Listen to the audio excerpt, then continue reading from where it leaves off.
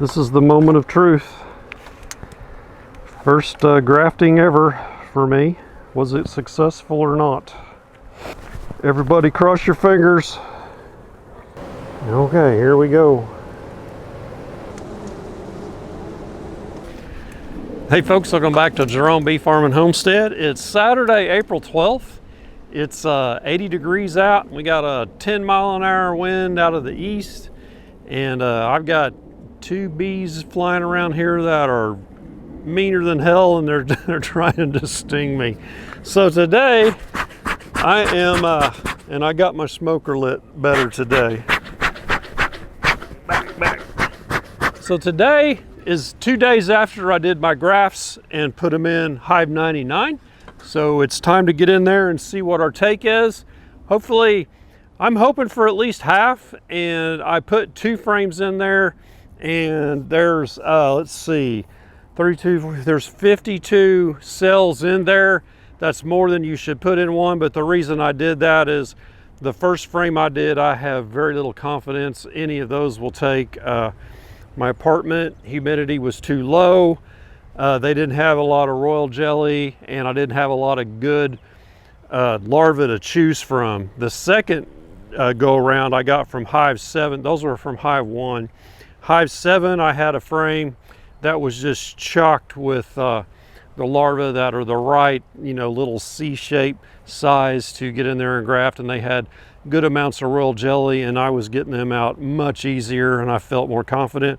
So I went ahead and did both bars on that other plastic frame, and thinking that those have a better chance. So let's get in there and see how they did, and if we have enough and it's worth it, I will rotate it and switch my cell starter into a cell finisher. Let's get going. Okay, yeah, I've got some angry bees hanging around because yesterday I was down here and I went through about 2/3 of my hives. I made it almost about halfway through the north end down there, in addition to doing all these. Going through looking for swarm cells, and I did find 2 hives that had some.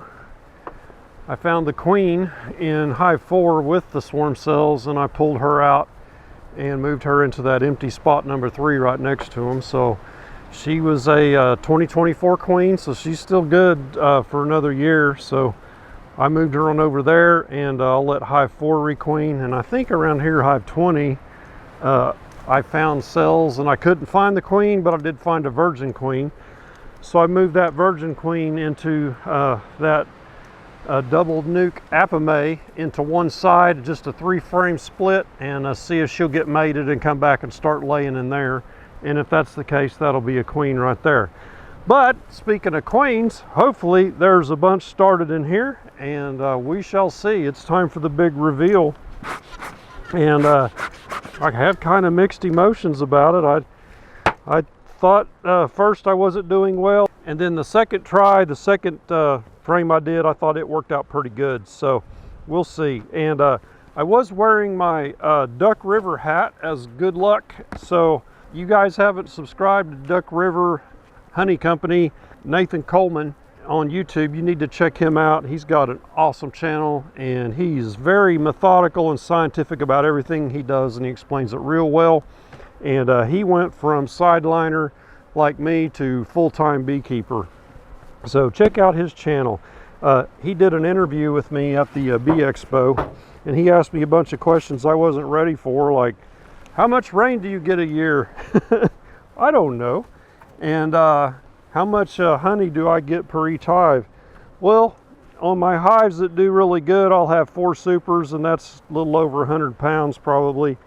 And usually I'll have between 1 and 1.5 supers on the hives that are producing. I might have multiple hives that they don't produce anything. They're just getting to the next year and building up, and splits and whatnot. So I'm just going to leave this together. Well, first I want to make sure the queen is okay. So we've got us a good population here. I just want to spot my queen or see eggs. So like I was saying, the population looks okay. It's not overcrowded like below. In fact, it's it's quite diminished. So they should not be trying to make a queen or swarm or anything up here. So it has lots of brood up here that was needing to be capped, like larvae, things that they might make an emergency queen with. Don't see her there. I don't see any eggs. And I see new larvae here, so she is laying again up here. So that means everything's good. So I'm not going to waste any more time up here. We don't need to see her. We saw evidence that she's there within the last day or two.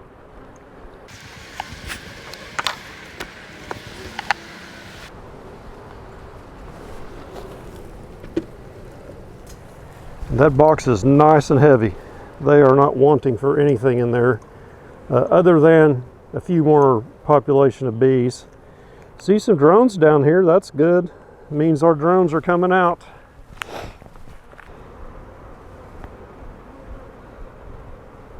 There's one right there, looks like. Right on top of that screen. Okay. This is the moment of truth. First grafting ever for me. Was it successful or not? Everybody cross your fingers.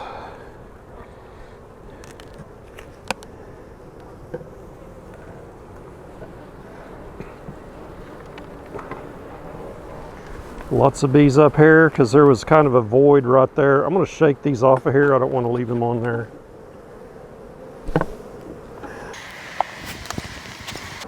So we've got this frame right here with the new wood.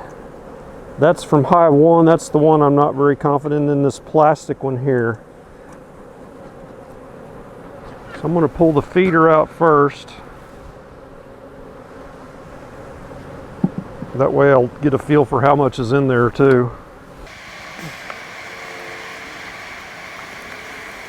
It feels like it's maybe about a third full.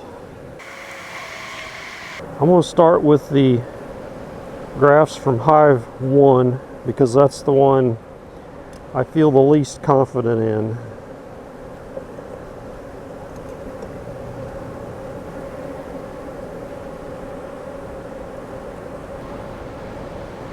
Okay, here we go. Boy, it is windy. Got my little bee brush here.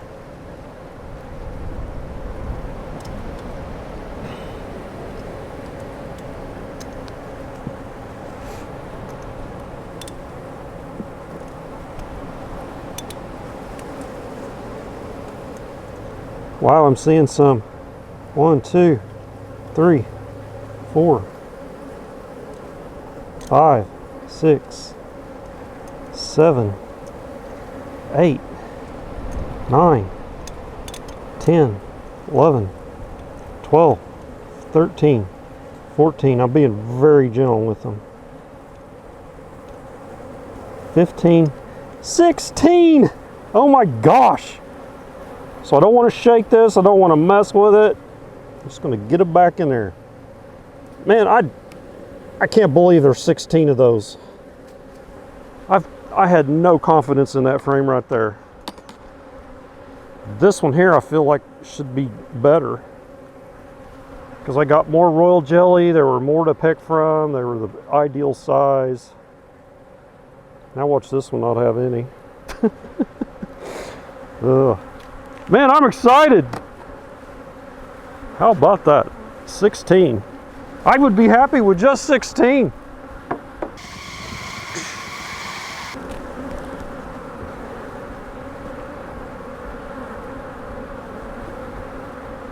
Let's see, I got to be careful because I don't have a bottom strip across it. Let me get over here so I can see what I'm doing. It's covered with bees. 1, 2, 3, 4, 5, 6. It's my head in the way. None of those are taken. 7, 8. These didn't do as good. 9. Isn't that crazy? 10, 11. 11. That's crazy. I thought these would have done way better. So I'm going to put this back together. So now it's time to switch this from a cell starter to a cell finisher. So they started these cells based on an emergency cell response, a queenless hive.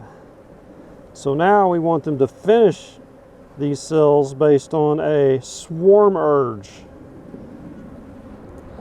So we're going to change it from queenless to queen right, and we're going to swap these frames around, or these boxes around. The double screen is going to go away and it's going to get replaced with an excluder.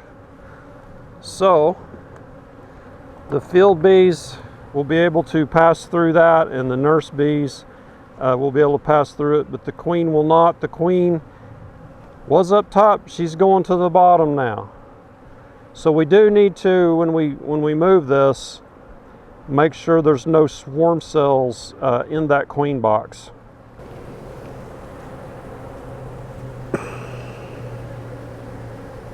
So it looked to me like I got maybe I'd guess 40% take on those. And it may have been I had too many cells, because normally you would just put one frame in there and do about 30. Wow, that's heavy. Okay, on goes our queen. Actually, you check for swarm cells in about 3 or 4 days from now. You don't do them right this instant. Get these off of there.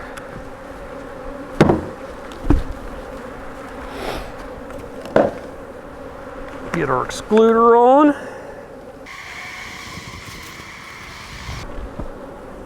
Oh, whew, that's heavy. And now we have us a cell finisher. Fill these up with liquid.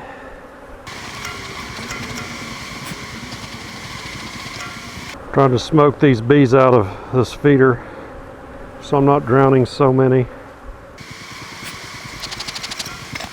It's kind of funny, you smoke one side and they come out the other.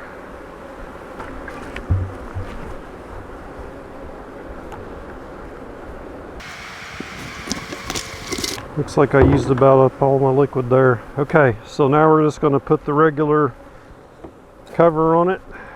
So this box up top, queenless, will now feel queen right, because the pheromones from that queen is going to come up into here, and the bees can touch, so the pheromone will spread. They'll know that they're queen right. They're going to feel slightly overcrowded, and they will finish these cells off as if they are swarm cells. Well, hey, yeah, what do y'all think about that?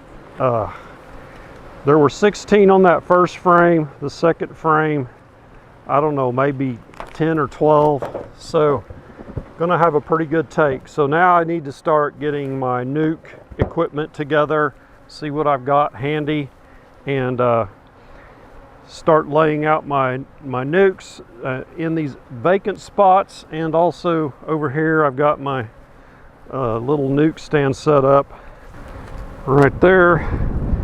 So I will set up my one maybe a couple apimays. I have 2, and that'll give me 4 queen mating nukes, and then I'll set a couple nukes on each side of it. So that'll be one spot. Then I have all these vacants around in here, like there's 2, and there's 1 over here, and I think there's 6 over on the north side. So I'll set nukes out on there, and basically I will just get those queens in there when they're done with them, but they have to finish. I can't, there's still time for failure. But have to finish that up. And once they're ready, I'll pull them out a couple days early, put them in an incubator, and then the next day or two I will bring them out and start putting them into the nukes with a frame of food, a frame of brood / pollen, and an empty frame for that queen to start laying, and shake in some nurse bees in there with it. So when it emerges, that queen still has to go out and mate several times and make it back successfully. And around here, on a good year, I'll have around 80% success, but lately it's been around 65 to 70% success on those. So that's just the way it is. You got to play the numbers and put out more than you need or want, and then what you're left with is what you get. And I may have a few to sell this year, I don't know, but I've got 11 backfills to get to 40, plus what I'm going to raise in addition to that. So that's the end of this video. I'm excited the Duck River hat worked. Thanks, Nathan. And we'll catch you on the next beekeeping video. Y'all take care.